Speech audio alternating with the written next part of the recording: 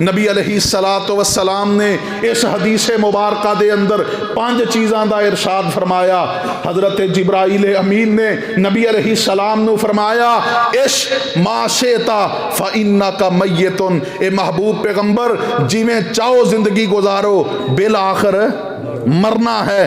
دوسری بات فرمایا وَأَحْبِبْ مَنْ أَحْبَبْتَ فَإِنَّكَ مَفَارِقُهُ، جدے نال چاہندے ہو محبت کرو، جس چیز نال چاہندے ہو جی لگا لو، بالآخر تسی اپنی محبوب اور پسندیدہ چیز نو چھوڑ کے جان والے ہو۔ اور تیسری بات نبی علیہ الصلوۃ والسلام نے، حضرت جبرائیل امین نے نبی علیہ الصلوۃ والسلام نو فرمائی کہ اے محبوب پیغمبر جی وعمل ما شئتا، جو دل کردہ دے عمل کرو، فَإِنَّكَ مَجْزِيٌّ بِهِ، توانو تواڈے اعمال دا پورا پورا بدلہ دتا جائے گا۔ فَمَن يَعْمَلْ مِثْقَالَ ذَرَّةٍ خَيْرًا يَرَى وَمَن يَعْمَلْ مِثْقَالَ ذَرَّةٍ شَرًّا يَرَى، ذرہ بر نیکی کیتی ہے او دا اجر ملے گا، اور ذرہ بر گناہ کیتا ہے او دی سزا ملے گی۔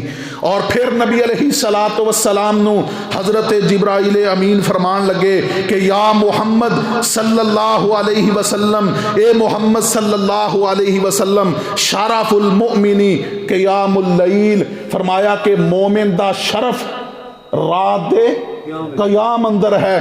اور 5ویں بات فرمایا وَعِزُّهُ اسْتِغْنَاؤُهُ عَنِ النَّاسِ، اور اے دی عزت اللہ رب العالمین نے اس چیز دے اندر رکھی ہے کہ اے لوگاں تو بے نیاز ہو جائے۔ جدو ہر ویلے دوسرے دے ہاتھ دی طرف اور دوسرے دی جیب دی طرف ویکھیے اوتھے عزت نہیں رہندی۔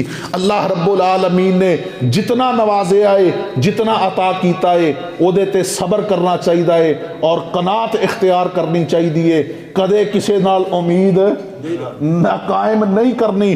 اللہ رب العالمین تو اگر جوتے دا تسمہ بھی ضرورت ہے تے او بھی کدے تو منگنا ہے؟ اللہ رب العالمین تو جدو تسی لوگاں دے سامنے دستے دراز کرو گے پھر عزت نہیں رہے گی۔ اللہ عمل دی توفیق دے۔ وآخر دعوانا ان الحمد للہ رب العالمین۔